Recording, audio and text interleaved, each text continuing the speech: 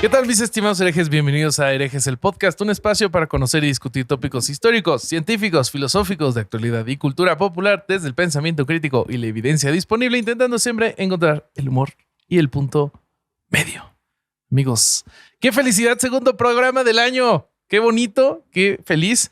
Yo soy Bobby y hoy, sosteniendo objetos de tamaño normal, tengo un vasco. Está buenísimo. Tú tienes un bobiñeco secuestrado, yo tengo un vascoñeco secuestrado. Gracias, Scar. Gracias Scar, Escarabaja, por están bien chidos. Atrás de mí está el resto del cast. Que cada uno llegará a su respectivo dueño, excepto este. Este se queda aquí. Para mí te tenés que quedar todos vos. Para mí. Porque sí, la placa, se ve chido, güey.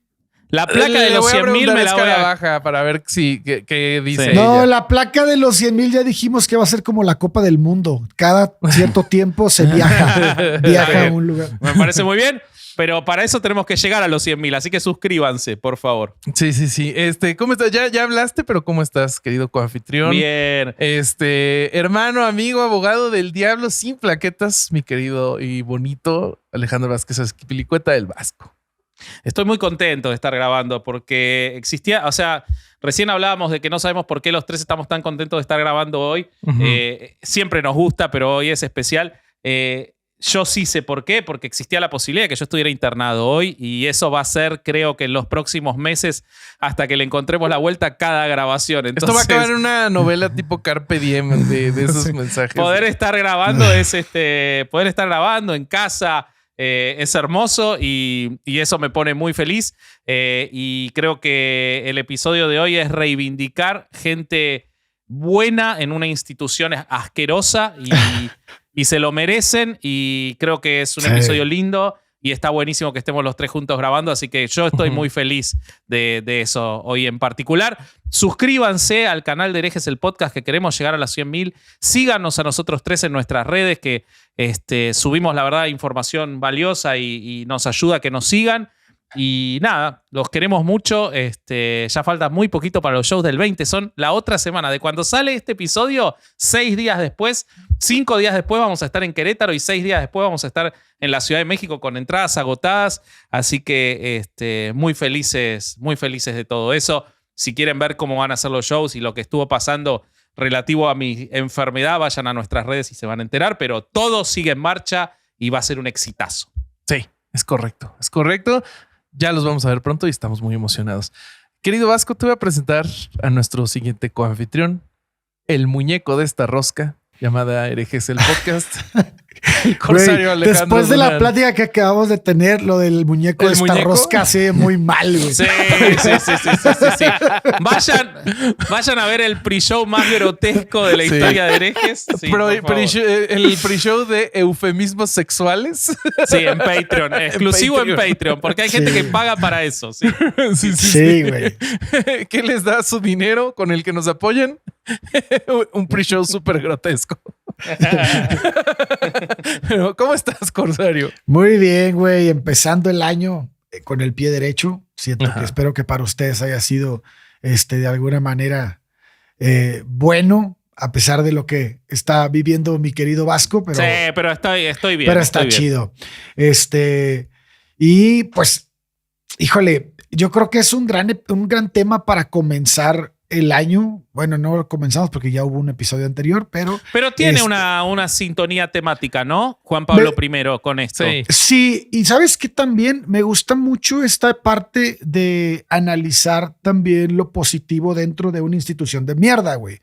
O sea, no dentro de la institución lo positivo, sino me impresiona que las personas que se han portado acorde a las circunstancias, en busca de defender derechos fundamentales y todo lo que ya hemos hablado en otras ocasiones, sean los menos protegidos, güey. O sea, totalmente. O también los que salen de la institución o los que los matan y nadie estuvo ahí. O sea, no sé, como que siento que esta parte es importante tocarla para reivindicar a la gente que ha hecho bien las cosas, pero también para mostrar esta parte, esta cara de la moneda en donde pues se quedan pues sin protección y como veleros en el mar, cabrón, sin aire.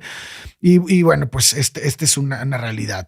Otra cosa que quería decirles es que ya saben que nuestros productos como tazas, bolsas, playeras y todo lo bonito de Herejes físico, nuestro merch, está en chunchos.mx. Vayan, dense una vuelta y compren. Me parece que sale un sticker para el show, exclusivo para el show, que va a ser algo así como yo pude estar y el Vasco no, que me parece espectacular ese sticker. Creo que va a ser un exitazo. Creo que va a ser un exitazo. Esa taza está buenísima también. Pero se ve muy chiquita en mi mano también. Sí. Les prometo que es de tamaño normal. Ese vaso tequilero se ve de huevos.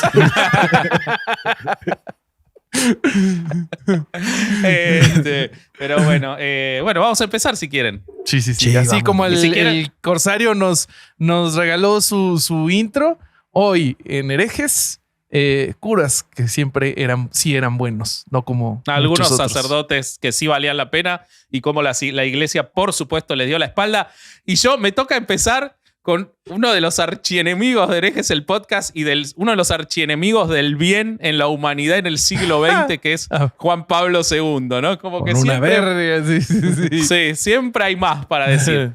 Voy a empezar hablando de Monseñor Arnulfo Romero, arzobispo de San Salvador, asesinado luego de luchar y de intentar combatir las persecuciones y las violaciones a los derechos humanos en El Salvador. Marzo de 1980, un francotirador arrebata la vida del arzobispo de San Salvador, Oscar Arnulfo Romero, cuando se encontraba oficiando una misa en la capilla del Hospital de la Divina Providencia.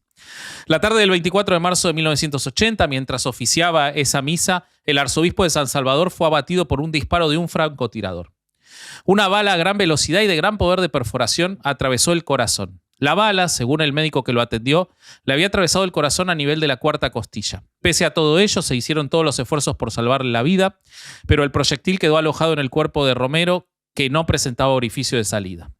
Después del ataque, la Junta Revolucionaria del Gobierno, que ahora vamos a hablar de quiénes eran, anunció 3 días de duelo nacional en un gran acto de hipocresía por la muerte de Monseñor Oscar Arnulfo Romero, pese a que, según fuentes preliminares, el autor intelectual del crimen había sido el mayor Roberto de Abuson. ¿Quién era Roberto de Abuson? Roberto de Abuson era un político y militar salvadoreño, quien en 1982 y 1983 terminó sirviendo como presidente de la Asamblea Constituyente de El Salvador, o sea, el que había sido acusado de asesinar a Romero, que en 1981 fundó el partido Alianza Republicana Nacionalista, por el que fue primer candidato de la presidencia del país con el partido Arena, participó como candidato a presidente en el 84, pero antes había sido supuestamente el acusado de asesinarlo. Las instituciones como la Comisión Interamericana de Derechos Humanos y la Comisión de la Verdad para El Salvador de las Naciones Unidas lo acusaron con suficiente evidencia como responsable del asesinato de Oscar Arnulfo Romero. Dicha acusación fue estudiada en el informe de la Comisión para la Verdad de El Salvador, en la cual se lo vincula como autor intelectual del asesinato. Y en las conclusiones de ese caso, la comisión concluye que existe evidencia de que el ex mayor dio la orden de asesinar al arzobispo e instrucciones a su entorno de seguridad de organizar y supervisar el asesinato. No se ha sabido hasta el día de hoy quién fue el tirador contratado, aunque algunas fuentes señalan a Marino Samoyoa Acosta, subsargento de la Guardia Nacional, o sea, un soldado en actividad en ese momento en El Salvador, a quien le habrían pagado 1,000 colones, no me pidan la referencia de cuánto vale eso, por tirar del gatillo.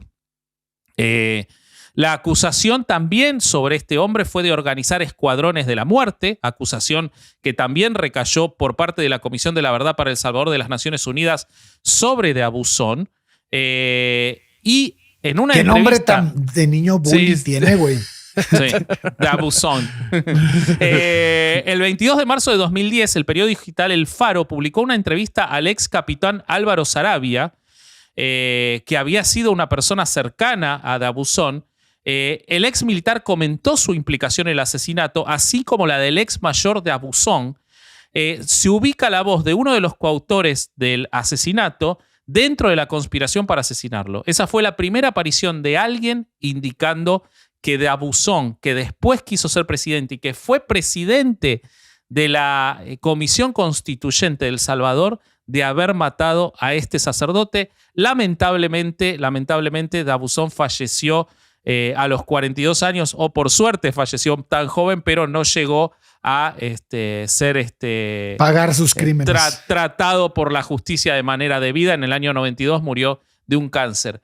Pero ¿por qué asesinaron a este hombre? ¿Por qué? ¿Quién era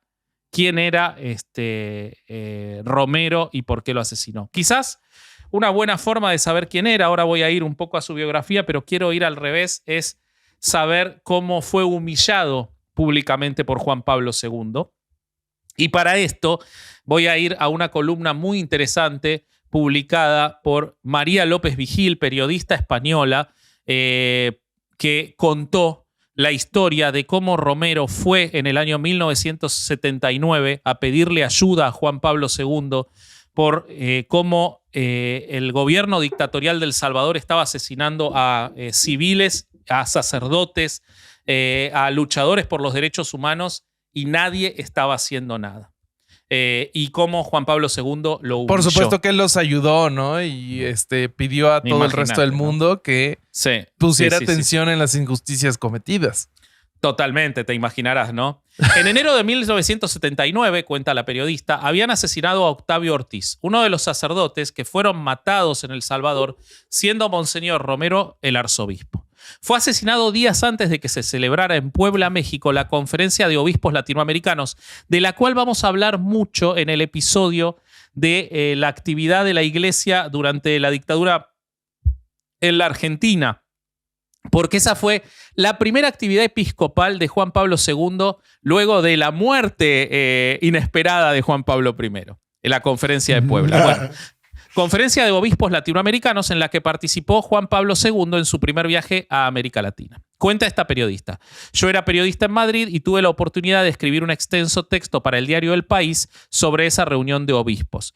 Lo enmarqué en lo que se estaba viviendo en la Iglesia del Salvador, en lo que estaba haciendo y siendo Monseñor Romero y en el asesinato de Octavio. Ese texto me lo pagaron muy bien y a mí me pareció que era su protagonista, Monseñor Romero, a quien le pertenecía ese dinero. Le escribí y le mandé el texto y la plata a El Salvador. Monseñor me escribió una carta muy cariñosa que aún conservo. Seguramente fue a partir de ese encuentro por carta que meses después, en mayo, cuando él pasó por Madrid, vino a visitarme. Le pidió a un amigo sacerdote que me localizara para conocerme. Me emocionó conocer personalmente a Monseñor. Cuántas crónicas yo había escrito sobre él en la revista en donde trabajaba.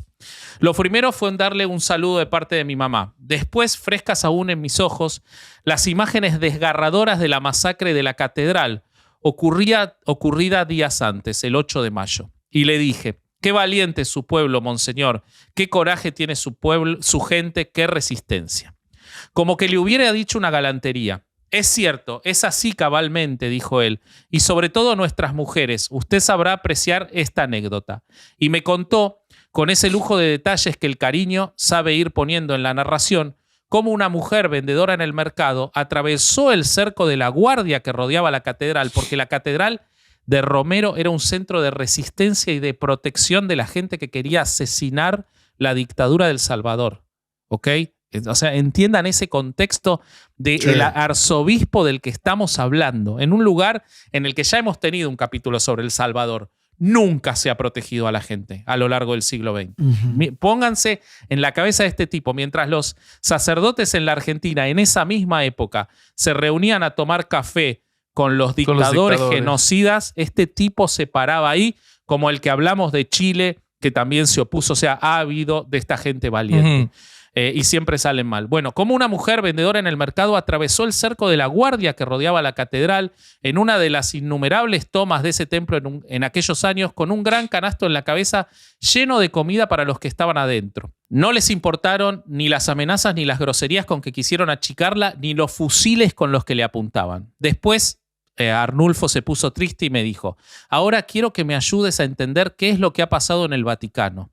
Yo no había ido a una entrevista, ni una grabadora había llevado. El tono era de confidencia. Él había pedido una audiencia, le empezó a contar Romero a la periodista, con el Papa con tiempo suficiente. Pero cuando llegó a Roma, aún no se la habían confirmado. Fue de una oficina a la otra el arzobispo del Salvador. Fue de una oficina a la otra en la curia y en todas le dijeron que no había llegado ninguna solicitud. Ante tanta puerta cerrada, madrugó para apostarse en primera fila en la audiencia general y mendigar. Esa palabra exacta empleó Romero. Y cuando el Papa pasó, lo tomó de la mano y le dijo: soy el arzobispo del Salvador, necesito hablar con usted. Así consiguió que lo escuchara. Consideró de mucha utilidad llevarle al Papa todos los documentos, periódicos y panfletos que circulaban en El Salvador desde hacía un par de años, como los que decían haga patria, mate a un cura, como los que decían que él estaba endemoniado, por supuesto Romero, no Juan Pablo II. Y había que, comillas, exorcizarlo. Santo Padre, le dijo Romero, aquí usted podrá leer cómo toda la campaña de calumnias contra la Iglesia y contra mi persona se organiza desde la casa presidencial. Pero el Papa no mostró ningún interés y le dijo que allí no había tiempo para leer tanta cosa y que no era necesario venir cargado con tantos papeles. Monseñor Romero se preguntaba y me preguntaba el porqué de aquella reacción de desinterés. ¿Qué podía yo decirle? Intenté ser positiva.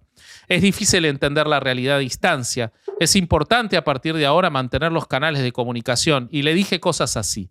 Él estaba triste, yo estaba perpleja, pero lo que quería era darle ánimo. También me contó que le había llevado al Papa una fotografía a colores de la cara destrozada de Octavio, el asesinado sacerdote en aquel enero. Los militares le habían aplastado la cara pasándole por encima una tanqueta. ¡A la madre, güey! Monseñor le enseñó al Papa la foto, yo ya la conocía y era aterradora, tratando de conmoverlo, de tocar su corazón. No sabe que Juan Pablo II no tenía corazón. Plot twist, Juan Pablo II no tenía. Esa cosa ni sentimientos tiene. Así me dijo, y le dio detalles de la vida de Octavio, un joven campesino a que él conocía desde pequeño, al que él había ordenado sacerdote. Le habló de su familia, le contó de su trabajo con jóvenes, cómo habían asesinado a 4 muchachos en el mismo operativo. Le detalló al Papa las circunstancias en que lo habían matado. Lo mataron con crueldad, acusándolo de ser un guerrillero, le dijo Romero. ¿Y en verdad no lo era?, le contestó Juan Pablo II. Pedazo de hijo de puta. Ese fue el único comentario que le hizo el Papa, mientras Monseñor Romero tenía los ojos llenos de lágrimas. Después llegó el momento crucial de la entrevista, las relaciones Iglesia-Estado en El Salvador. Para entonces la represión gubernamental era masiva. Los escuadrones de la muerte tenían vía libre en todo el país. Ya habían asesinado a 4 sacerdotes y miles de civiles. Con angustia, Monseñor me contó con cuánta insistencia el Papa le orientaba a que él, como sacerdote y principal autoridad del país, mantuviera una relación armónica con el gobierno salvadoreño. A huevo, güey. Siempre es lo mismo, güey. Que siempre están del lado del poder, güey. Es la moneda que siempre cae del lado malo. No mames, güey. O sea, pero sí, a mí me impresiona esta falta de puta, güey. No sé, cabrón. No tienen sentimientos, güey. O sea, no es como una inacción. Y era su obsesión anticomunista también. No te olvides eso. Sí, era un gobierno dictatorial anticomunista. Pero una inacción cabrona, güey. O sea, ok, ándale. ¿Quieres estar de parte? Ok, vas. Pero si tienes a un sacerdote que no comparte esos ideales, pero que es parte de tu institución, pues sácalo al chorizo y mándalo a otro lado, güey. O no sé, güey. No sé qué puedas. O ve y ayuda, cúbrelo. No sé qué puede hacer como institución, güey. Era la cara de la resistencia, Romero. No lo podían callar. Entonces, fíjate que esto es un año antes de que lo maten, nada más. O sea, sí. El abandono de Juan Pablo II fue la muerte de Romero. Bueno, le dijo que mantuvieron una relación armónica porque era un gobierno católico. O sea, me parece que era muy católico lo que estaba haciendo ese gobierno. A lo que él le respondió que eso era imposible porque no puede haber armonía con un gobierno que ataca al pueblo. La misión de la iglesia es defender al pueblo. Claramente él no sabía cuál era la misión de la iglesia. No. Ahí el que estaba equivocado era Romero. No puede haber buenas relaciones con un gobierno que tiene malas relaciones con el pueblo. Bueno, y entonces le insistió y se atrevió a decirle al Papa: Santo Padre, Jesús nos dijo que no había venido a traer paz sino espada. Pero el Santo Padre me respondió: no exagere, señor arzobispo, no exagere. Y ahí y así se acabó la audiencia. Fue a Roma buscando respaldo, consuelo o consejo y regresaba decepcionado, frustrado, dolido y humillado. Yo estaba abrumada, sentí que él estaba entregándome una mochila que le pesaba demasiado y que necesitaba dejarla en otras manos, y en Madrid, lejos del Salvador, en donde ya no le contó a nadie esto, según pude confirmar después. Pero a ver, tiempo. Ahí Sí. a mí me interesa tocar un tema porque creo que hemos hablado mucho de esto en muchos episodios, de pensar en la estructura de la iglesia como lo que estás diciendo, güey, ¿no? Como lo que Juan Pablo está demostrando en este momento de la historia, güey. Pero también me parece interesante que hemos siempre como que llegado al punto medio en algunos casos en los que vemos a la persona que está teniendo un papel clerical o de cualquier tipo de los que hemos estudiado, como alguien que ya entró a esta carrera para poder aprovecharse de los demás. Y aquí nos damos cuenta cómo hay personas dentro de una institución católica como que es la iglesia, que realmente es ignorante a cómo funciona la institución, güey. Y nos vamos a topar no solo con el que traigo yo, también le pasó lo mismo. Sí. O sea, no se puede ser bueno y ser sacerdote. No se puede. No se puede. Exactamente, güey. O sea, las personas que son buenas desconocían completamente, porque, a ver, para llegar a estas instancias y encarar la situación así, esperando una respuesta y que te asombre lo que te dicen, es que no sabías qué pedo. Sí. Totalmente. Eso me parece cabroncísimo. Y en Romero se da un factor especial. Creo que con esto pueden entender, y creo que pueden entender que pocos meses después fuera asesinado, porque obviamente el Vaticano prácticamente le dijo a El Salvador: hagan lo que quieran con este tipo, nosotros no lo vamos a proteger. O sea, es muy claro el mensaje que les dan. Es muy fácil matar a alguien así sin la protección. Para dar una breve reseña y cerrar y pasar a los de ustedes, Romero había nacido en 1917, fue asesinado el 24 de marzo de 1980. 24 de marzo es el día también del golpe militar en 1976 en la Argentina. Fue un sacerdote católico salvadoreño, cuarto arzobispo metropolitano de San Salvador, del 77 al 80, o sea, muy poquitos años, porque claro, como arzobispo denunció en sus homilías dominicales numerosas violaciones de los derechos humanos, manifestó en público su solidaridad hacia las víctimas de la violencia política en su país.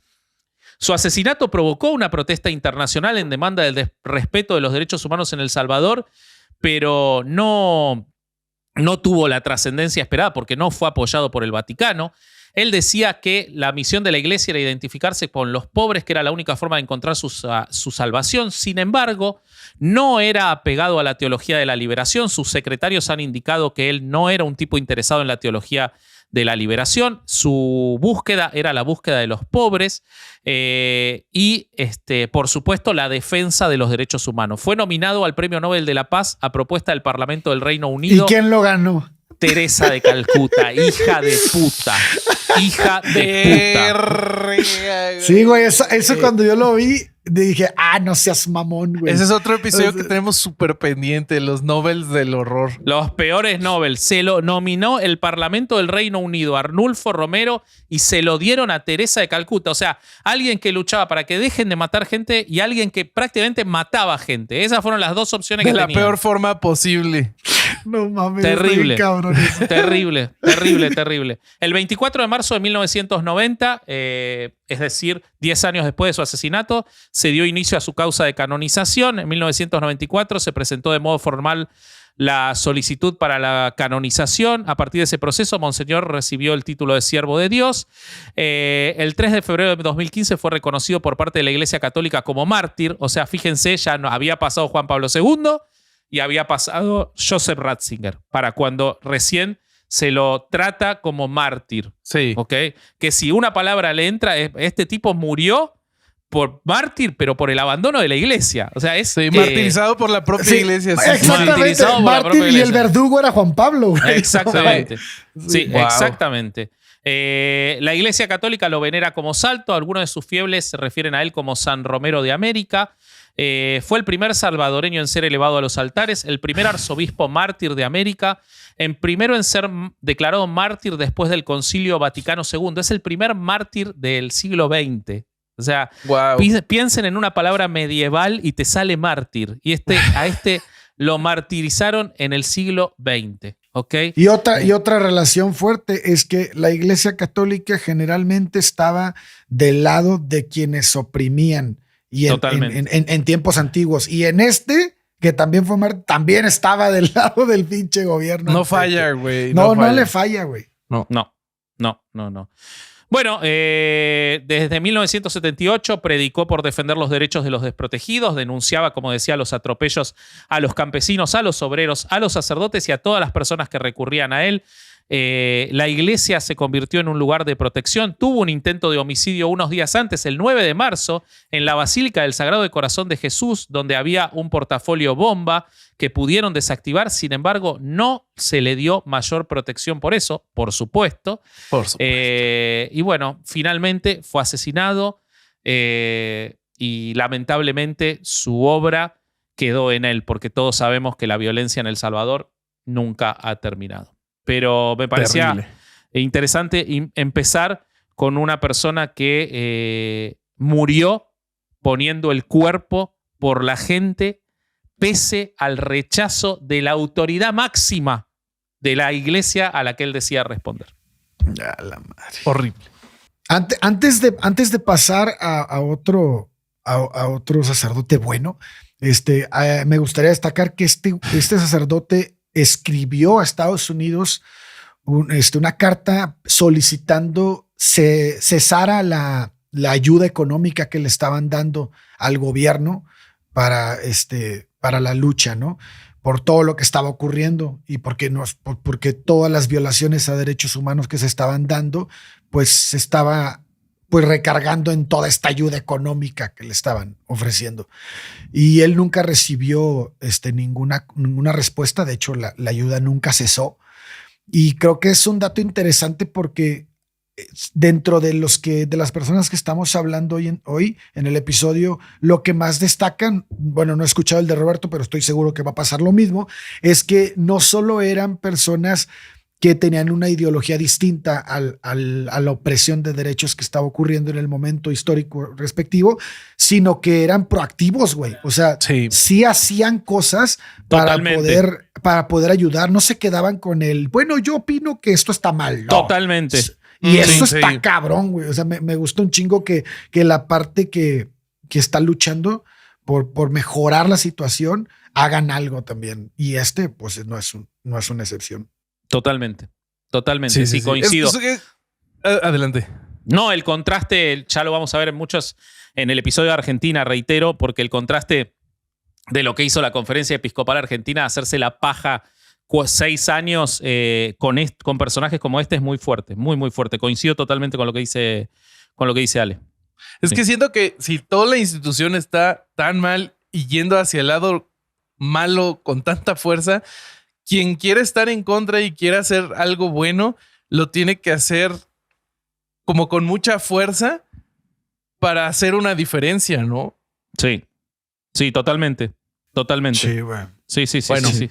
Pues si quieren les voy a contar ahora yo ¿De quién traes? Un personajazo, Corsario. A ver. Te voy a platicar de Fray Luis Beltrán, que haz de cuenta era como el Tony Stark el ejército de San Martín, güey. No, un genio. Sí. ¿Tenía inventos y todo el pedo? Sí, güey, sí. Y peleaba a la verga, güey. Ah. Pues mira, no sabemos hay una versión canónica de dónde nació, ¿no? Que es Mendoza, pero en su testamento dice que era de San Juan. Nació un 7 de septiembre. Como la difunta Correa. No me acordaba que la difunta era de San Juan. Y ahí bajan las vistas del episodio este. La nombramos a la difunta y bajan las vistas del episodio. No van a hablar de Argentina. No, pero es la difunta, porque al de Coso Felices los Niños le fue bien. Es la difunta, pobrecita, la que nos... Sí, güey. No soportaron. Es que no hemos ido a llevar nada a sus altares, güey. Sí, es por eso. Sí, totalmente. Entonces... Bueno, nace 7 de septiembre de 1784. Hay un poco de controversia alrededor de su nombre porque el apellido Beltrán viene del francés Bertrand, y a ver, ¿qué lo pronuncia vasco? Bertrand. Ahí va. Y la controversia es que se supone, o sea, según algunos testimonios, él tenía el apellido francés, pero al momento de registrarlo le pusieron Beltrán. Y pues así se le quedó. Él ingresa en el convento de San Francisco en Mendoza y ahí aprende de diferentes ciencias, ¿no? Matemáticas, física y pues vinos. Sí. Sigue su vocación religiosa y fue trasladado a Santiago de Chile, donde en 1812 fue designado capellán de las tropas independentistas comandadas por Carrera. Y aquí es donde donde empieza a ir contra la posición oficial de la iglesia, ¿no? Porque un poquito más adelante, hacia 1816, el rey de España le dice al Papa Pío VII, oye, mis colonias se me están saliendo del huacal, haz algo, por favor. Y pues a la iglesia le gustaba mucho el oro de las colonias y todos esos beneficios que les llegaban. Y todo el poder que tenían los esclavos, todo lo que tenía la iglesia acá en América, ¿no? Sí. Entonces el Papa Pío VII envía a sus, y cito, venerables hermanos arzobispos, obispos y queridos hijos de América, súbditos del rey y de las Españas, una breve en la que les dice, y cito textual también, entre los preceptos claros y de los más importantes de la muy santa religión que profesamos, hay uno que ordena a todas las almas a ser sumisas a las potencias colocadas sobre ellas. Estamos persuadidos de que ante los movimientos sediciosos que se producen en aquellos países por los cuales nuestro corazón está entristecido y nuestra sabiduría reprueba, vosotros no dejasteis a la verga de dar a vuestros rebaños todas las exhortaciones. No somos el representante de aquel que es Dios de la paz, nacido para rescatar al género humano de la tiranía de los demonios. No somos. Ahí esta pequeña nota. Nuestra misión apostólica nos obliga a impulsarlos a buscar toda clase de esfuerzos para arrancar esta muy funesta cizaña de desórdenes y sediciones que el hombre ha tenido la maldad de sembrar allá. Y bueno, ahí sigue tirándole cosas feas a estos movimientos independentistas. Okay. Pero pues a nuestro héroe de esta historia, eso le chupaba un huevo. pues ya como le succionaba el escroto, diríamos en el pre-show. No. Bueno, ya, güey. Oye, ¿estás hablando de 1816 cuando este güey estaba en las tropas? Hay un poco de salto, o sea, me salté un poquito más adelante porque su primera acción dentro de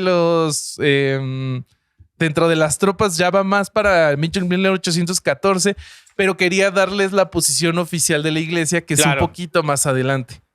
No, pero sí, lo que estaba pensando en cómo estaba la iglesia organizada en ese momento, y no, pues la cuadra bien cabrón, porque cuando de 1816 o de 1813 para adelante, sí, es cuando Napoleón sale de aquella invasión que le hace Fernando VII, ¿no? Sí.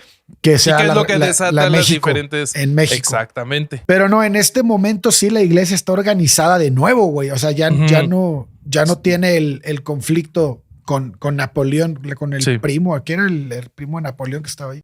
Sí. Ok, ya. Exactamente. Pues sí, pues mira, te voy a contar ya qué pasó con Beltrán en las tropas. Él pues venía como el capellán, ¿no? O sea, sus deberes eran más por lo religioso. Religiosos en teoría. Claro, era un acompañamiento de fe, en teoría.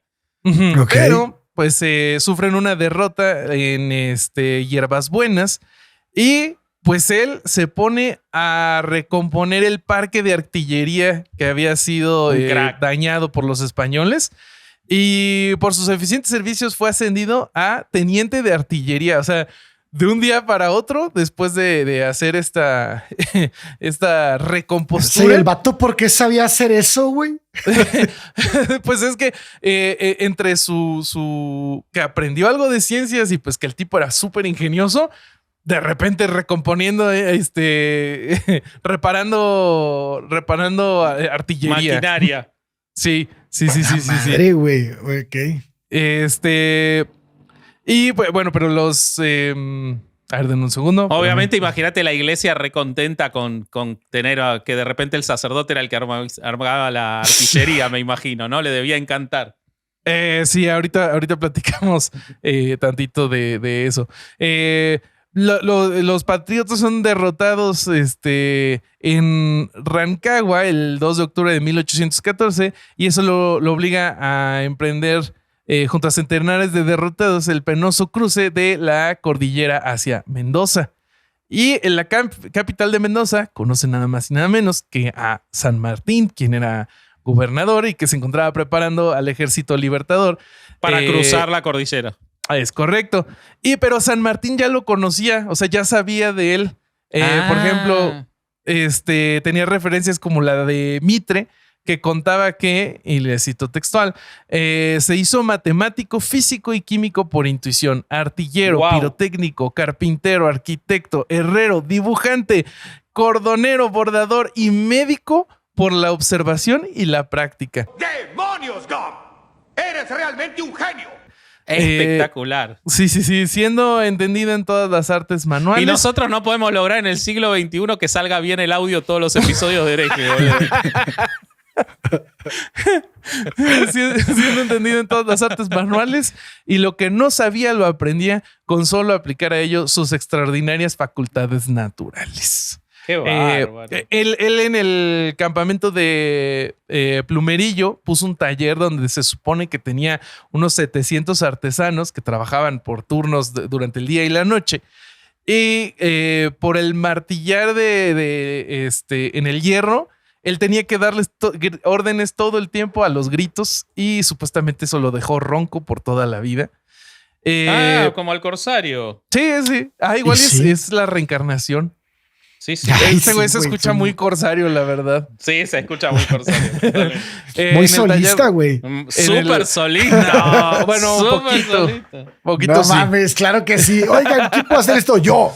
No necesito ayuda. Yo soy el líder del taller. Yo doy órdenes día y noche. Se las daba él mismo las órdenes. Él hacía todo, boludo. Bueno, aunque darle órdenes a todos se me hace un poquito más vasco. Eso sí. Eso es verdad. En el taller hacían cosas de todo para el ejército, desde zapatos hasta granadas, fusiles y hasta balas de cañón.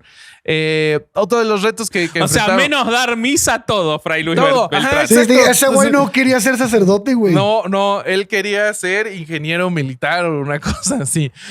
Pues uno de los retos que enfrentaba el ejército era el traslado a través de los Andes, que es la segunda cadena de montañas más alta del mundo después del Himalaya. Y pues en esto nuestro amigo Beltrán estaba al tiro, porque él inventó puentes, colgantes, grúas y de todo para que el ejército pudiera recorrer las montañas, mover suministros y de todo de manera más eficiente. San Martín lo quiso premiar por todo este empeño y lo ascendió a teniente primero con el grado de capitán. El inspector general del ejército, José Gascón, se opuso a la carrera militar del fraile artillero por considerarla anticatólica. Pero No. El fraile artillero. No seas mamón, güey. Se ve como película así de sí, de hay acción. niño artillero y hay fraile artillero. Fraile artillero. O sea que por ser fraile no le querían dar el cargo militar. No, pero sorprendentemente el jurista canónico Diego Estanislao Zabaleta dictaminó a favor de la continuidad de Beltrán a las órdenes de San Martín. O sea, pues no y sé. claro, escúchame, un sacerdote que ya hizo todo eso, lo querés cruzando la montaña y no en el puerto de Buenos Aires metiéndose en política. Porque si te hace todo eso en la iglesia, en el campo de frente batalla. de guerra, claro, se llega a ir a Buenos Aires a luchar políticamente, que era algo que los sacerdotes también hacían, Sí. y te arma una revolución el tipo. Sí, Olvídate. Sí. Pero además, o sea, además de construir las armas, puentes y todo esto, también las sabía usar y hasta fue condecorado con una medalla por su actuación en la memorable batalla de Chacabuco el 12 de febrero de 1817. Medalla que la hizo él mismo porque era orfebre también. No seas mamón, güey. ¿Es en serio? Ah, no. Oye, hermano, sí me lo gusta- creí, güey. No podemos descartarlo, Corsario. No podemos descartarlo. No seas cabrón, güey. Pues se proclama la independencia de Chile y comienza la preparación de la expedición a Perú, pero el ejército libertador pierde de manera desastrosa la batalla de Cancha Rayada, donde mueren 120 de los soldados, hay 300 heridos, unos 2,000 dispersos y 22 cañones capturados. Pues nuestro héroe... Yo sería de esos dispersos. pero tú llegarías Pero disperso a la mentales, batalla, güey. Tú ya llegarías disperso a la batalla. Sí, güey. Jugando en el celular ahí. Pues mira, de esta terrible derrota, él tuvo en 16 días listos 22 cañones nuevos, cientos de fusiles y miles de municiones que serían estrenadas con todo éxito el 5 de abril de 1818 en el definitivo combate de Maipú. El estúpido fraile plurifuncional, güey. ¿Qué pedo? Espectacular. No mames. Después del cual Beltrán recibió otro encargo del Libertador, o sea, San Martín, preparar los más maravillosos fuegos artificiales para celebrar la independencia. ¡No! Güey, qué pedo. Güey, Ahora San gracias Martín por lo hacerlo. tenía ahí haciendo todo. Y hacete unos churrascos. Hacete unos churrascos con huevo frito. Sí.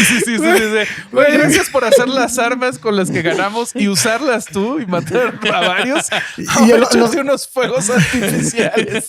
Y al final habiéndote el banquete. Así, chef, también a la vez. Sí. ¿Hay algo que este joven no haga bien? Sí. Participa también en la campaña de Perú hasta que entra a Lima junto con el mismo San Martín. Y bueno, después pasa a trabajar bajo el mando de Simón Bolívar. Y aquí es donde se pudre la momia. Porque encontré varias versiones, pero creo que esta es la que más concisa me suena. Se supone que Bolívar lo quiso poner a prueba y le ordenó que pusiera a punto y que embalara unos 1,000 fusiles en solo 3 días. Entonces todos los artesanos de Beltrán y él se pusieron a trabajar. Pasaron 8 días y no habían dormido nada. Faltaban de embalar algunas piezas y a esto a Bolívar no le pareció. Entonces lo regañó con mucha dureza y hasta lo amenazó con fusilarlo. No. Sí, es Sí, que sí. Bolívar se quería sacar de encima al ejército de San Martín. Sí, pues no sé la motivación, pero pues lo regañaron. Y esto hizo que entrara en una profunda depresión. Para algunos es como que la gota que derramó el vaso y tal vez ya estaba quemado. Un caso de burnout en el siglo XIX. Y No mames. pues intenta suicidarse. Ay, Hierve un pobre. químico que produce unos humos. Se encierra en el cuarto para asfixiarse, pero lo logran rescatar. Pero el problema es que él ya había inventado también el antibiótico. Entonces se intenta suicidar, pero se cura a sí mismo. y no puede morir. Porque no puede parar. Claro. Dice, No. ay, qué interesante lo que me está haciendo esto. A ver cómo lo curo. Sí. Pero no es tan feliz esta parte de la historia porque pues sí lo sacan antes de que muera, pero no antes de que el químico le afectara la mente y pierde la razón por varios meses. Según Y ahí, cuentan, por supuesto, la iglesia lo empezó a ayudar, me imagino. no, deambulaba por las calles de Huanchaco y yo encontré Con un perro muerto y es el santo del que habíamos hablado. No, güey. Pero un La perro leyenda- muerto que había construido él, porque era taxidermista también, de partes de otro. La leyenda cuenta que él tenía una cajita vacía de donde vendía artículos imaginarios. Ay, pobrecito. Sí, hasta que una familia que lo conocía Cómete un pan. Sí. lo rescata y comete un pan imaginario. No, mames. Y pues esa familia lo cuida. Sorprendentemente se recupera y se une de nuevo a las tropas, pero ahora navales. Le revalidan el título de teniente coronel. Wow. Y iba a combatir contra el Brasil y participa en el combate de Ituzaingó. Ituzaingó. Sí, Ujú. gracias. Sí. Pero las complicaciones de su estado físico y mental lo hicieron abandonar la campaña. Vuelve a Buenos Aires y ahí renuncia a las armas, hace penitencia y sorprendentemente cuando muere es enterrado como fraile franciscano a los 43 años, el 8 de diciembre de 1820. 43 años Todo tenía. eso lo hizo. Me está jodiendo. Era Tony Stark, güey. 43 años. Yo Sí. pensé que a los 80 se había muerto, No. boludo. ¡A la mierda! Pero, ¿por qué no se llaman todas las avenidas de Buenos Aires Fray Luis Beltrán, boludo? ¿Cómo puede ser que este tipo Porque no pueden ponerle el nombre al güey que hizo todas. Claro. Hubiera sido muy ególatra de su parte. Sí. Y pues sí, yo creo que él alcanza a ser enterrado como franciscano porque medio que a la iglesia le chupaba un huevo los frailes y los curas que estaban acá, ¿no? Eran poca cosa para la curia romana. Porque Claro. no tenían dinero, güey. Tenían voto de Exactamente. pobreza y no le interesaba. Güey. No. Ya no lo tienen, por cierto. Pero mientras estuvo mendigando, no lo ayudó la iglesia. O sea, la No. iglesia no lo dejó de en ningún lado. momento. Era- Sí. Y, o sea, O sea, después de que se formateó el cerebro con el pinche ácido, ya valió madre. sí, pues Ya. todavía peleó un poquito, te digo. No, en pero esa- ya no fue lo mismo. Güey. No, ya no hizo 22 cañones en 15 días. Ya no le daba el disco duro. Chale. Tremendo. Sí. Bueno, Pero gran igual historia. siento que está menos peor que la historia de Vasco, la de San No, Salvador. pero está bueno saber que esos tipos así corajudos y que dicen, bueno, a mí me mandaron para esto, para una. Pero yo veo que se actuación. necesita esto otro. Ajá. Pero a ver, yo Exacto. tengo una duda aquí. Yo veo puntos de contacto, ¿eh? Yo tengo una duda aquí. A ver. En la lucha, en esta lucha independiente, sí tenía un fin más cabrón que el de México. Que, por ejemplo, en México sabemos que estaba peleando la lucha de independencia, pero porque querían zafarse de Napoleón. Pero Ajá. acá el fin de la lucha, si era un fin así, ¿qué chingón? ¿O era Sí, un acá Miguel la- Hidalgo, güey? No, acá la independencia fue distinta porque realmente acá se buscaban patrias. Bueno, yo entiendo que en México también lo que pasa es que los intereses económicos son diferentes. México era sobradamente rico y acá no Ujú. eran colonias ricas. Acá lo que había era una opresión tremenda para repartir lo poco. Sí. Entonces, las luchas independentistas en Sudamérica eran porque la opresión era realmente muy fuerte, porque no había mucho, no había mucha población, no Además había mucha entiendo riqueza. que en Sudamérica hubo más genocidios, ¿no? Sí, claro. Bueno, No mames, en México hay un es chingo, complejo. güey. Es complejo de comparar. No más que acá Yo lo siento- llaman la batalla de Puebla. En Perú,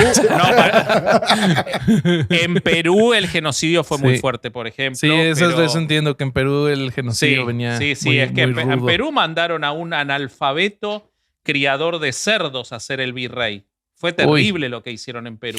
Güey, lo que hizo Miguel Hidalgo en la Alhóndiga de Granaditas estuvo cabrón, güey. Sí. Mató niños, mujeres, Sí. personas que estaban resguardándose, güey. Y los mataron bien culero. Ese güey hacía cosas bien gachas.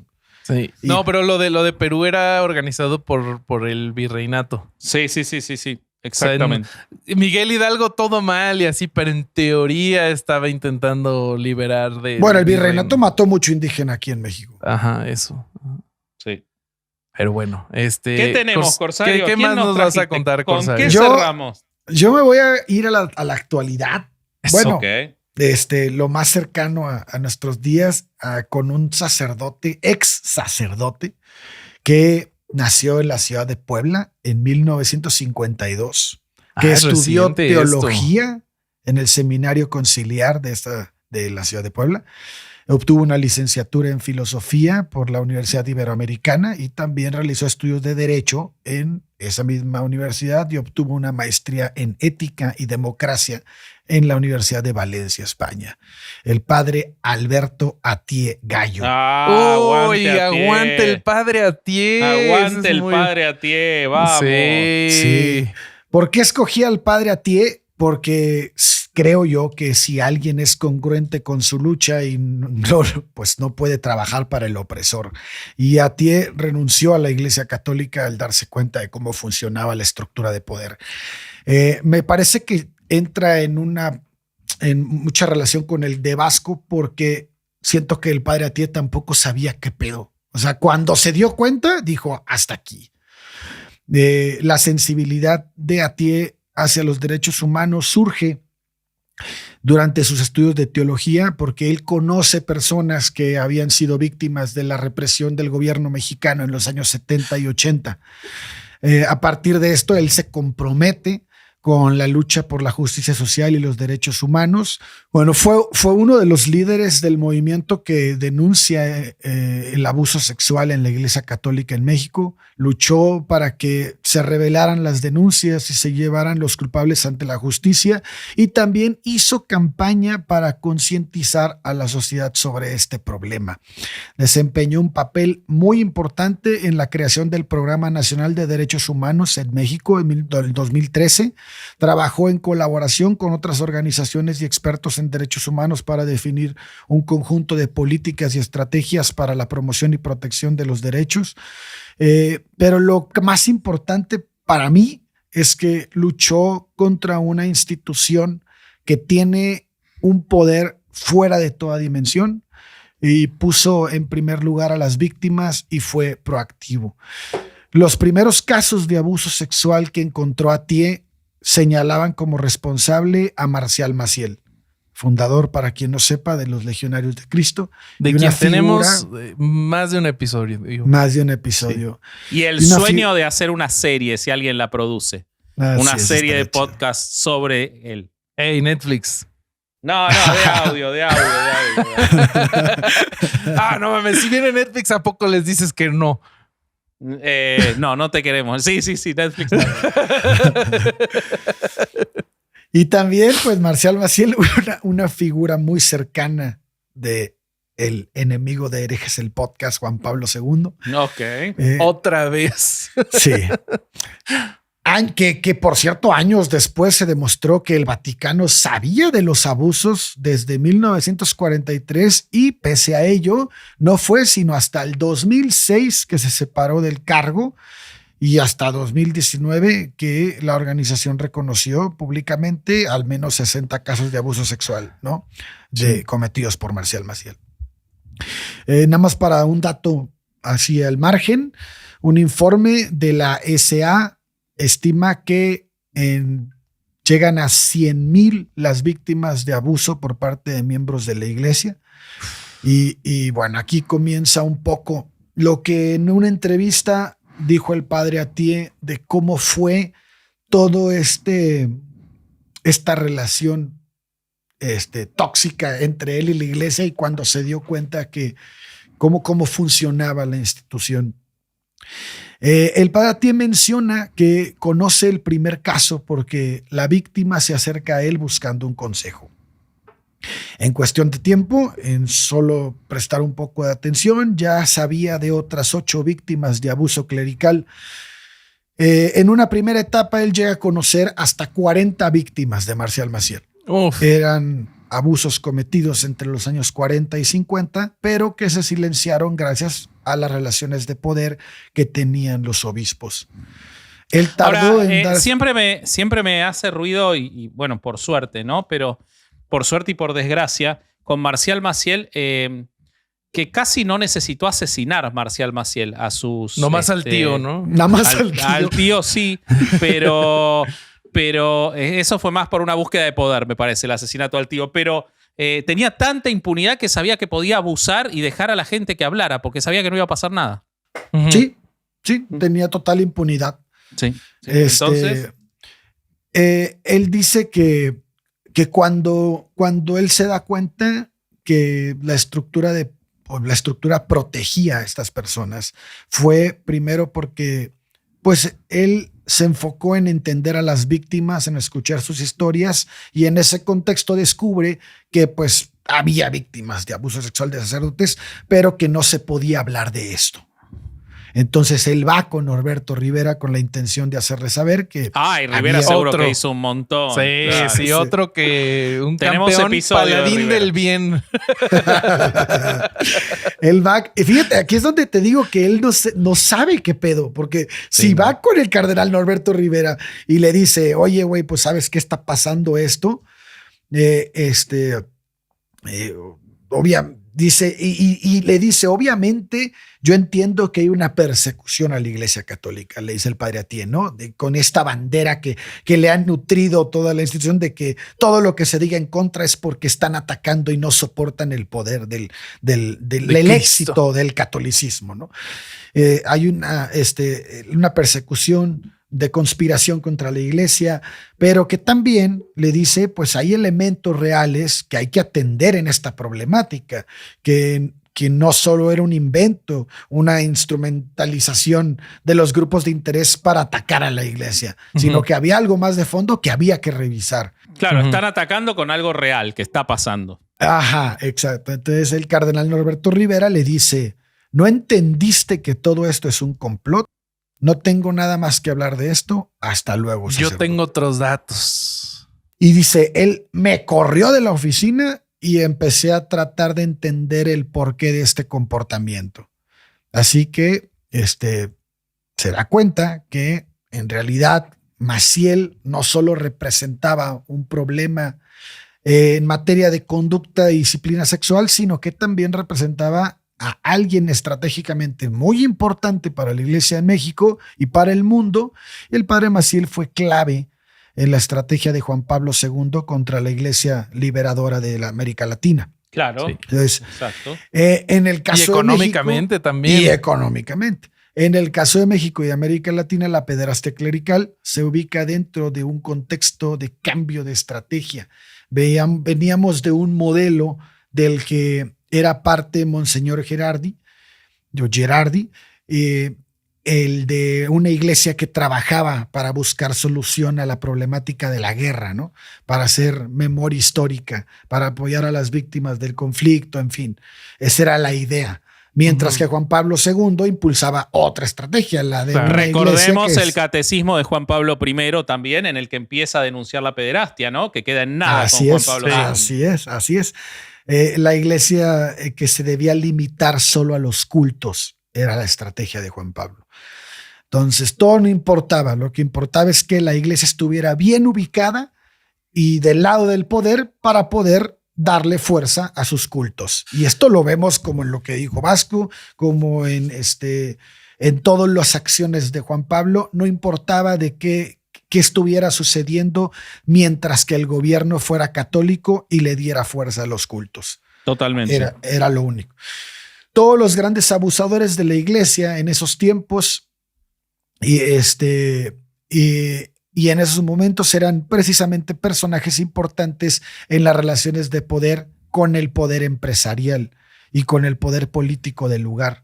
Los casos de abuso que el padre Atié dice que estamos viendo ahora comienzan desde los años 50 en el mundo entero. pero explotan en los medios hasta los años 90. Incluso el caso de Maciel explota antes que los casos de Estados Unidos, como el de Bernard Law y todo esto Sí, que claro. ya sabemos, ¿no? Entonces, la pregunta que le hacen es, ¿hay alguna diferencia entre la forma en que se llevaron los casos por abuso contra sacerdotes en Estados Unidos a la forma en la que se llevan en América Latina? Y él dice, pues claro, güey, la diferencia de Estados Unidos, acá la noticia aparece, pero no es seguida por los medios de comunicación y mucho menos investigada por la policía. Y esto sucede porque en América Latina el poder eclesiástico se une estratégicamente con el poder civil, con los poderes económicos de los empresarios católicos y logra influir en los medios de comunicación para ahogar la noticia. ¿Vos Pues me que estás también diciendo allá- que Televisa no denunciaba estas cosas? Qué cosas, ¿no? Oye, pero es que también en Estados Unidos la separación de iglesia y Estado bien la tienen antes, ¿no? Como antes. Ajá, según yo eso es desde... ¿Históricamente? Ajá, Ah, ok. Sí. desde No, pero no Jefferson. Sí, importa, porque- porque para este momento ya en México la separación está, o sea, no. Sí, que la separación que la viene desde Juárez. Bueno, güey. Pero que la hayan en teoría, tenido- ¿no? O sea, de que siguen recaudando dinero. Es que la y eso. separación... Es que la separación realmente en México no existe. O sea, en Estados la- Unidos tampoco. Y, No. y a ver, tenemos senadores de la luz del mundo y católicos y la madre y del Opus Dei y en Estados Unidos también, pero siento que lo que a ti dice es, en Estados Unidos la comunidad social está mucho más organizada, güey. Claro. Ok, Entonces es más fácil enfrentarlo desde ahí. ya. Dice en Estados Unidos empieza una irrupción mucho mayor porque las víctimas se organizan mejor. Eso sí, en Estados Unidos la estrategia de sofocamiento ha sido a través de arreglos extrajudiciales. Claro. Sí. Por eso vemos todas Con estas... la plata lo manejaron. Exactamente, por eso vemos todas estas cantidades de que la iglesia pagó $200 millones en defensa de sacerdotes. Pues sí, defensa de sacerdotes quiere decir en arreglos, ¿no? Sí. No nos Callar vamos a a juicio, te billetazos. doy esta lana, güey. Claro. Sí, Exactamente. Y en México no ocurre eso. No. Entonces ya la pregunta, y aquí es lo que me emociona de Atié, ¿no? ¿Por qué renuncia a la Iglesia Católica? Atié envía una carta al entonces cardenal Ratzinger, y esto ya lo hemos hablado en Herejes, quien luego va a ser el Papa Benedicto XVI. Y él estaba en la doctrina de la fe, el mero de la doctrina de la fe, lo que era antes la Santa Inquisición. Ajá. Y su respuesta fue lo que lo motiva. La respuesta de Ratzinger es lo que motiva al padre Atié a salir de la iglesia. Un amigo del Monseñor Gerardi, Carlos Talavera, le entrega la carta por él a Ratzinger y Ratzinger le pregunta sobre la veracidad y por la autoridad moral de Atié. Al volver Monseñor Talavera le dice a Atié, lo lamento mucho, el caso del padre Maciel no se puede abrir porque es una persona muy querida para el Santo Padre. Wow. Eso es Juan Pablo II. Wow. Ratzinger nada más le mandó una hoja con una A chiquita. Sí, ante esa respuesta, pues Atié dice, bueno, pues ya no hay nada que hacer aquí dentro, ya no tengo nada que hacer como sacerdote. Yo creo que hasta aquí estamos viviendo un doble lenguaje, un doble mensaje hacia afuera, porque la iglesia, la lucha contra las dictaduras, con todo este rollo que aparentemente era muy liberador en un sentido que se encontraba con que adentro había temas y personas de las que no se podía hablar. Y bueno, esto dice a ti, hasta aquí llego, porque la Santa Sede establece los protocolos, pero queda en manos de cada obispo, ¿no? La forma en la que los cumple. Esto es la razón por la que los casos de abuso sexual se quedan ahí, ¿no? El cardenal Bernard Law, acusado de proteger a una red de sacerdotes abusadores en Boston, fue llevado a Juan Pablo II a Roma y fue nombrado rector de la Basílica de Santa María la Mayor. O sea, ahí es donde ves que los sacerdotes de pederastas son premiados. Güey. Totalmente. Totalmente. Los protectores, de pederastas son premiados. El cardenal Rivera, por ejemplo, en México, mantuvo el cargo y salió solo porque presentó su renuncia argumentando problemas de salud. Y acabando esto, ni las autoridades religiosas ni las civiles hicieron nada para castigarlo por toda la protección a Maciel. Perdón, y recordemos que Rivera es ascendido a obispo salteándose al superior porque Juan Pablo II le reconoce los valores de haber protegido a sacerdotes denunciados de abuso por la fidelidad que había tenido con sus inferiores, con sus subalternos. Recordemos eso que lo contamos en el caso de Rivera. Rivera asciende por proteger pederastas, no es accidental. Así es, así es. Y a ti dice, tampoco pareciera que los procesos internos de la iglesia sean efectivos para sancionar a los sacerdotes. Hay 3 instituciones para intentar normar los procedimientos. La Crimen Societatis de 1962, el Sacramentum Sanctis Tutela del 2021 y la de Delitis Gravioribus de 2010.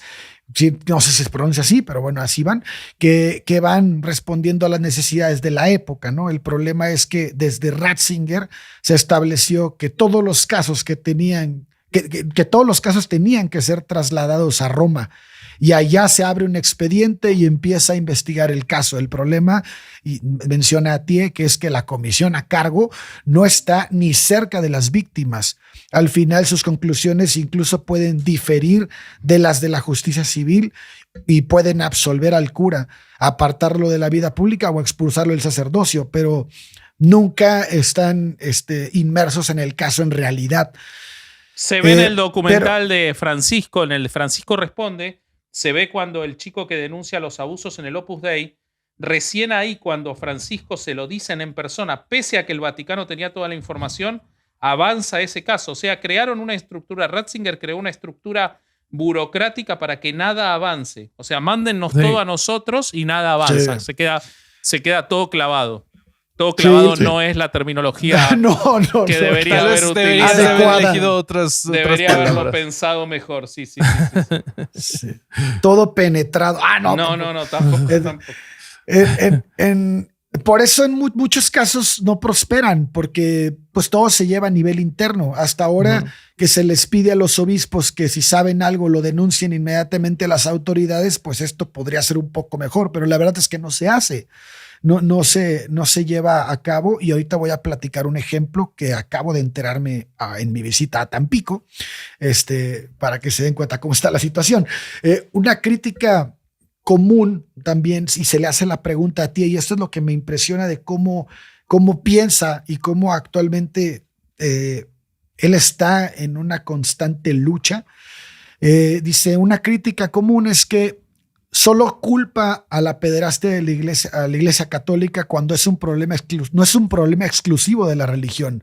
Y su respuesta es, obviamente no es un problema católico, pero la iglesia le otorga a otros agravantes porque utiliza su poder, sus estructuras internas y sus procedimientos para tratar de manejar internamente la pederastia y controlarla de manera que ésta no se sepa. Totalmente. Ese poder es más efectivo en sistemas débiles como los de América Latina. O sea, esto es algo que hemos hablado en Herejes un chingo y que él lo está manifestando en redes, lo está manifestando en entrevistas, en televisión. Es parte fue parte, más bien, ya renunció a la Comisión Nacional de Derechos Humanos, estuvo de protector de niños de la ONU. Vaya, se me hace que es una de las personas actualmente que más ha aportado a la causa, una causa que yo no entiendo por qué no le dan más fuerza, si es un problema no solo de México, sino de toda América Latina y el mundo, y donde le han rascado, han encontrado. Siempre donde se investiga, ahí hay pedo. Ahí hay pedo.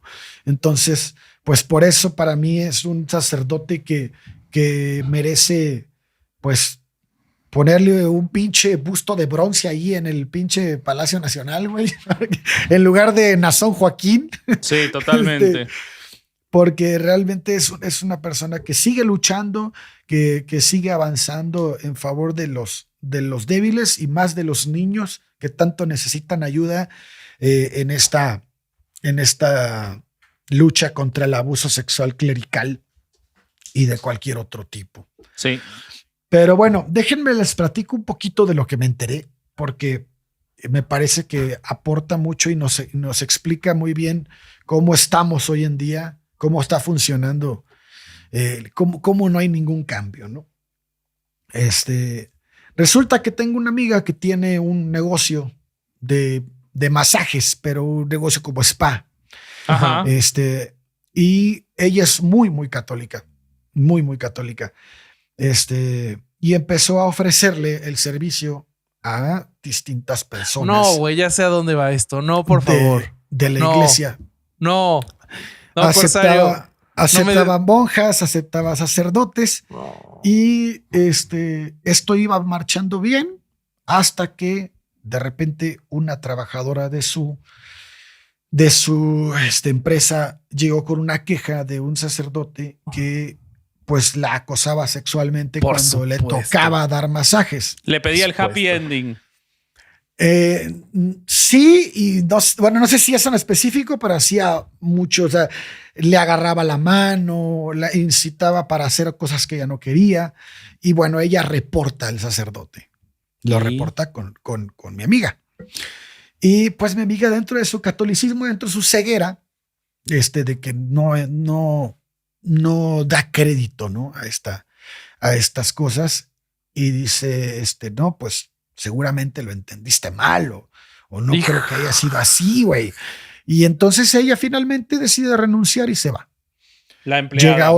Llega otra empleada a trabajar y empieza a pasar una situación muy parecida, solo que aquí el sacerdote le pide que acuda a la iglesia y que se acerque a La boca del lobo. a todo su movimiento. Y ahí la cosa ya de maneras distintas. Wow. Entonces, ella le pide por favor que no le vuelva a hablar, que no lo va a volver a atender y que un sacerdote no va a volver a ir conocido de prestigio en Tampico. Es un sacerdote tan conocido que se mueve mucho en la política de Tampico y es muy amigo del gobernador. Mirá vos. Entonces, sí. Entonces, pues esta persona llega otra vez con mi amiga, ¿no? Y le dice, oye, ¿sabes qué? Me está pasando esto, güey. Pero en este caso tiene los mensajes de WhatsApp donde él la amenaza, güey. No. Y le dice, tú dices esto, que es todo esto que pasó a alguien más, y yo voy a hablar con tu jefa para que te corra del trabajo y para que y le voy a decir a tu esposo que tú anduviste de más conmigo para No. que veas cómo te va a ir. Todo esto en mensajes, güey. La impunidad, boludo. Y esto mi amiga me dice, güey, no mames, yo lo vi, cabrón. Ahora sí lo vi, lo leí y como que me cayó el 20, güey.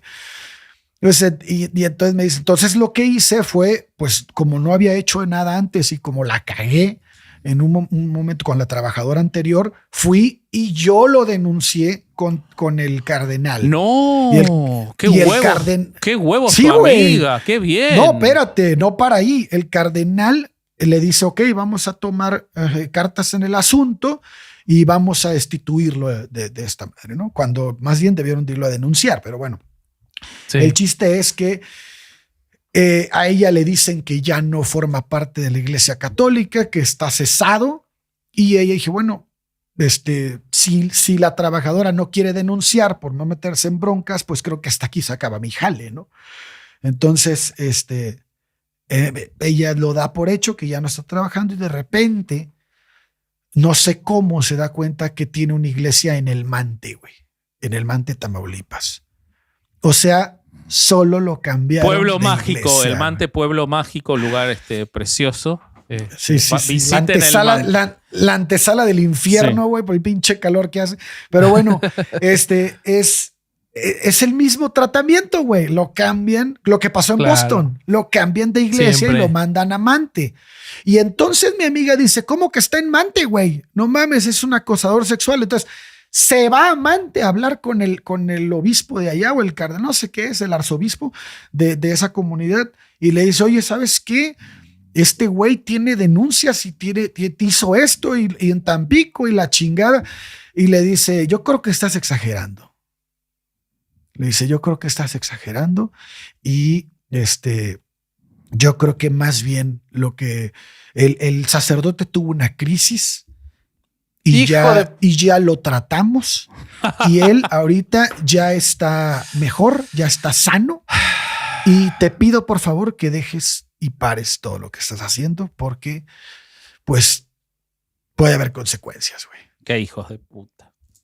Y entonces esto me lo platicó todo de primera persona mi amiga y me dice, güey, ya me di cuenta que todo lo que dicen en herejes es verdad. Tú sabes que yo soy una persona muy católica y siempre he estado del lado del catolicismo, pero yo hasta aquí llego con la iglesia y y pues nada más te lo quería platicar, me dijo. Y yo, no mames, pues es que esto, si te pones a repasar todo lo que ha ocurrido a lo largo del tiempo con estos casos, es el mismo modus operandi. O sea, no ha cambiado en absoluto, porque la libertad al final, como dice el padre Atie, la tiene cada obispo en cada lugar para decidir qué hacer. Y dentro de todo, yo me imagino que tienen una orden en general de qué hacer, güey. ¿No? Porque sí. Qué raro que siempre sea lo mismo, güey. Totalmente. Y bueno, por eso el trabajo fuerte, del padre Atie güey. creo que es tan importante hoy en día, güey.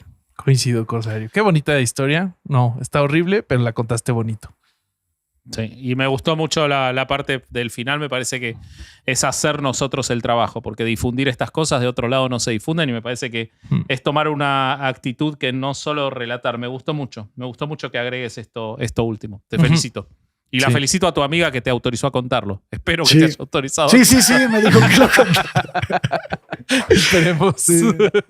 Desgraciadamente, no puedes hacer mucho en Tamaulipas porque la iglesia está muy pegada al poder y pelearte con el poder en Tamaulipas es pelearte con otros sectores que no quieres meterte, güey. Entonces, pues esa es la triste realidad. Sí. Tremendo. Bueno, me gustó mucho el episodio, chicos. Creo que era lo que queríamos con este episodio, así que me gustó un montón. Los 3 relatos con 3 matices. Como me gusta que se suscriban al canal de Herejes el Podcast para que podamos llegar a los 100.000. Es gratis, no les cuesta nada. Estamos en 76.000. Te llegan las notificaciones cuando salen los episodios nuevos. Cuando empezamos decidimos hacer lives sí. también.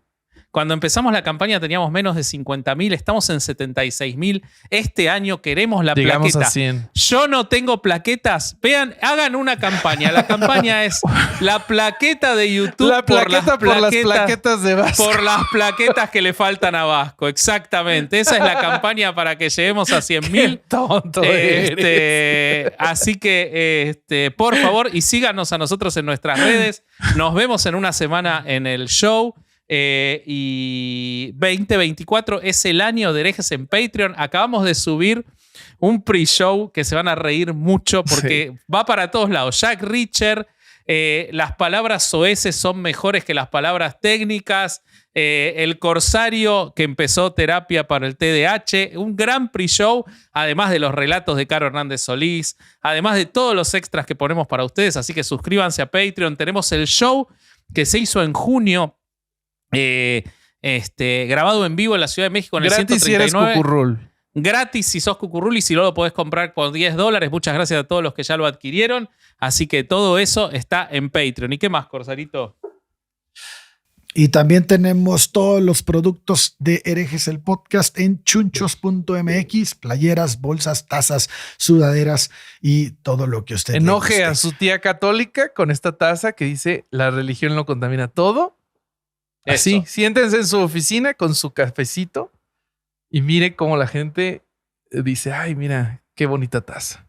Sí, estén muy al pendiente, métanse seguido, porque Chunchos cambia los modelos o mete más modelos y la verdad es que hay que estar al pendiente. Síganlos en Instagram, sí, justo ahí es la mejor forma de enterarse que están sacando de nuevo.